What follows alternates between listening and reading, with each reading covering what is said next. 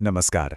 आज हम गोपी नाम के एक शख्स की एक बहुत ही असरदार कहानी को समझने की कोशिश करेंगे और साथ ही एक गहरा सवाल भी टटोलेंगे कि जब जिंदगी मुश्किल से मुश्किल इम्तिहान लेती है तो ईमानदारी की असल कीमत क्या होती है। तो चलिए कहानी में उतरते हैं और कहानी की शुरुआत होती है गोपी की पत्नी लाली के इस एक सवाल से। ये सिर्फ एक सवाल नहीं है, बल्कि एक बेबसी की पुकार है जो गोपी के मजबूत इरादों और उसके चरित्र की सबसे कठिन परीक्षा के लिए जमीन तैयार करती है। कहानी शुरू होती है वीरपुर गांव से। यहां रहता है गोपी, एक शॉल बेचने वाला। उसकी ईमानदारी के चर्चे उतने ही हैं जितनी कि उसकी गरीबी के।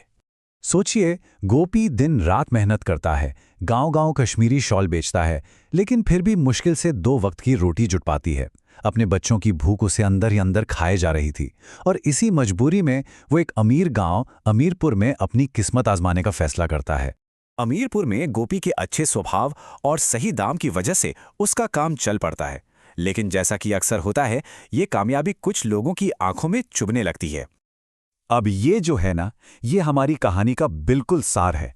यहाँ 3 किरदार हैं और तीनों पर एक जैसा दबाव है, गरीबी का, मजबूरी का। लेकिन देखिए, तीनों का रास्ता कैसे एकदम अलग हो जाता है। गोपी, जो हालात से लड़ने के लिए और मेहनत करता है, ईमानदारी नहीं छोड़ता। राजू, जिसके अंदर लालच और जलन है, वो धोखा देने से भी नहीं चूकता।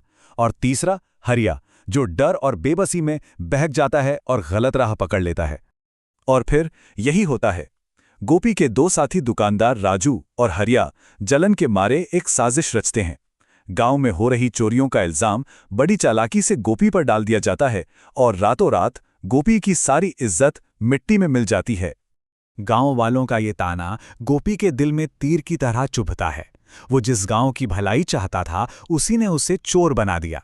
मतलब ईमानदारी का इनाम उसे मिला एक चोर के कलंक के रूप में। लेकिन कहानी यहां खत्म नहीं होती, क्योंकि एक झूठ के पैर नहीं होते। जब हरिया, साजिश करने वालों में से एक, गोपी के मासूम बेटे को चोर का बेटा सुनकर ताने सहते देखता है, तो उसका ज़मीर जाग उठता है। और फिर हरिया सबके सामने अपना गुनाह कबूल कर लेता है। साजिश का पर्दाफाश होता है, राजू को गांव से निकाल दिया जाता है और गोपी का नाम साफ हो जाता है। एक पल के लिए लगता है कि चलो, आखिरकार सच्चाई और ईमानदारी की जीत हुई। पर कहानी में एक और मोड़ आता है। जैसे ही सब कुछ ठीक होता दिखता है, गांव में फिर से चोरियां शुरू हो जाती हैं। और अंदाजा लगाइए, शक की सुई एक बार फिर किसकी तरफ घूमती है? हाँ, गोपी की तरफ। इस बार गोपी हताश तो था, लेकिन उसने ठान लिया था कि वो असली चोर को पकड़ कर ही रहेगा, ताकि हमेशा के लिए अपने ऊपर लगे इस दाग को धो सके। और फिर एक रात एक चौंकाने वाला सच सामने आता है।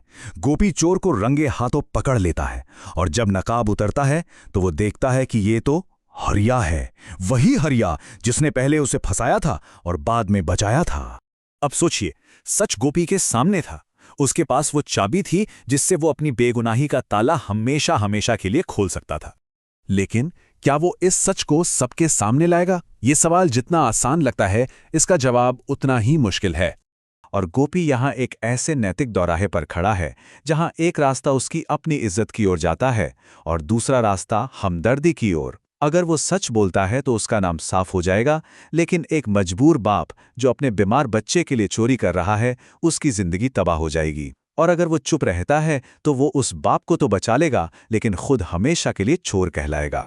और जब गुस्साई भीड़ उसे घेर लेती है तो गोपी चुप रहना चुनता है। वो हरिया का सच बताने के बजाय खुद मार खाना मंजूर करता है। पर सच ज्यादा देर नहीं छिपता और वो सामने आता है सबसे अनएक्सपेक्टेड जगह से, हरिया के अपने बेटे की आवाज से, जो अपनी व्हीलचेयर से चिल्लाकर कहता है कि गोपी चाचा बेकसूर हैं।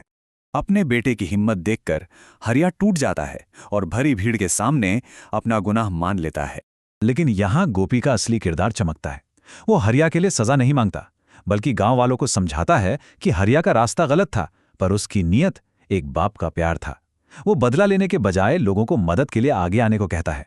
इसके बाद जो होता है वो सिर्फ गोपी की नहीं, बल्कि पूरे गांव की जिंदगी बदल देता है।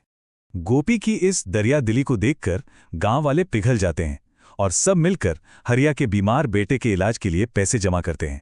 एक एहसानमंद हरिया गोपी से कहता है कि तुम मेरे लिए पारस हो। ये एक बहुत बड़ी तारीफ है। पारस वो जादुई पत्थर जो लोहे को भी छू ले तो सोना बना दे। यहां गोपी ही वो पारस है। उसकी ईमानदारी और करुणा ने सिर्फ एक इंसान को नहीं बल्कि पूरे गांव के माहौल को बदल दिया। उसका असली इनाम ये नहीं था कि वो बेगुनाह साबित हुआ। उसका इनाम था ये देखना कि उसकी अच्छाई ने कैसे नफरत को माफी में और शक को एकता में बदल दिया। तो ये कहानी हमें एक बहुत ही जरूरी सवाल पर लाकर छोड़ देती है। ज्यादा बड़ी ताकत किसमें है? सच बोलने की हिम्मत में, या ये समझने की हमदर्दी में कि कोई और सच क्यों नहीं बोल पाया? शायद असली नैतिक ताकत सिर्फ ईमानदार होने में नहीं है, बल्कि उनके लिए भी दिल में दया रखने में है जिन्होंने हमारे साथ गलत किया हो।